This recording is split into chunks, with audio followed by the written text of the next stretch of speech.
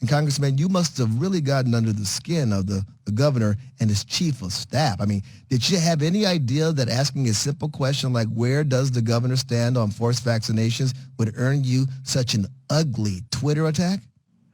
No, I was James T. I was really surprised. That's why we need to listen to Nat King Cole. He's more mellow Christmas Day. Look, I'm simply asking the same thing I've asked on everything, whether it's mask mandates, lockdowns, and then you saw the link we had to the video. He was asked a direct question about vaccine mandates, and he didn't answer it. So I thought, well, I really would like to know. I think Arizonans want to know, right? I mean, that's really what we want to know from our governor is, are you going to try to mandate vaccines? And wow.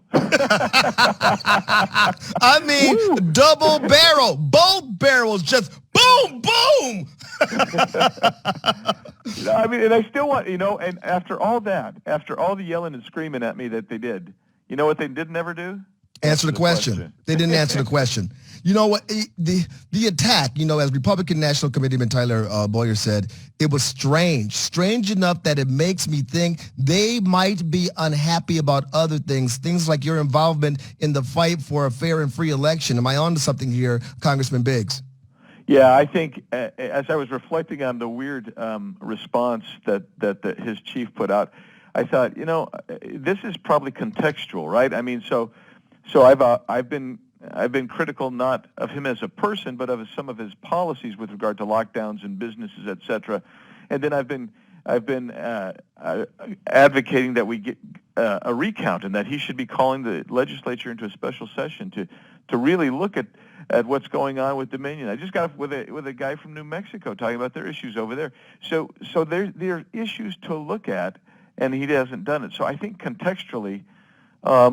The fact that I'm asking for policies and procedures questions, and they're coming back saying that I should be institutionalized somewhere. Well, I'll tell you what, Congressman. I applaud you for not having, go back and forth with him on Twitter. You got enough of an army to do that for you. You got some heavy hitters come to your defense. But I got to tell you, the op-ed that appears in the Washington Examiner today, a national publication, opens up a can of whoop assets on Governor Ducey, and you do it in such a nice, kind way. You're saying, you don't think of him, personally, you don't have any animus towards him. You just want to understand. So do Arizonans want to understand where he's coming from on the vaccination and stuff. First of all, well done. I'm posting it up on our social media today, and I think the fact that you took this to the next level, to a national platform, I think it's something that is very much needed. Yeah, I thank you. First of all, thanks for the compliments, and second of all, I do think the nation needs to look at it because everybody's asking me. I get that wherever I go. I was working in Georgia trying to help in that election, those recounts this last weekend, and everywhere I'm going, people say, "What's going on with your governor in Arizona?" And I said, "Look, I don't know." I don't know. But you do know because his chief of staff just went after you. Yeah, that's right. And so, but the reality is, James T., everything from going after specific businesses, trying to shut specific businesses down, and specific classes of business down, while having the inconsistencies. I mean, we're going to say you can't go into a bar, but you can go into an all-night grocery store. You can't. I mean, you can go into a big box retail store. You should have been out in the malls on Black Friday. I was, and there were some pretty good-sized crowds out there, and everybody's trying to comply with the request, but they're so inconsistent. Mm-hmm. And I think that's what drives me nuts.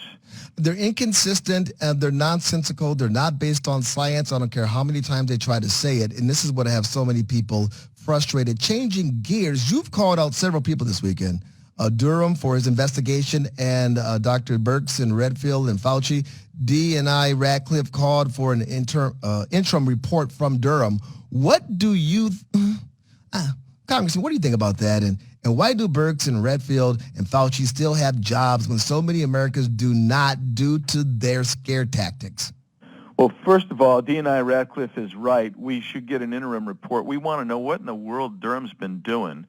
And now he's been appointed special counsel, and so that means ostensibly he's going to be going on and supposed to keep investigating. Well, what's he investigating anymore? I mean, nobody knows. I mean, no real indictments, no progress has ever been made. And then on the other hand, you got the triumvirate of tragedy, Redfield, Birx, and Fauci, and what they do is they continue to put out inconsistent, non-data-driven policy recommendations. Thank goodness that they've been kind of quieted the last couple of weeks. But Scott Atlas was the only saving grace up there, trying to take the science and say, look, this is what the science shows us. This is what the data shows us. And so you have the Barrington Group with how many tens of thousands of doctors talking about what should or shouldn't be done, particularly with regard to lockdowns. There's so much out there that contradicts this orthodoxy that Redfield, Fauci, and Birx have tried to establish. And they're talking literally about lockdowns. Yes. And guess what? They can still get their Amazon stuff. They can still shop online. They don't. But boy, I'll tell you what. If Amazon deliverers quit delivering, those three people would go berserk, wouldn't they?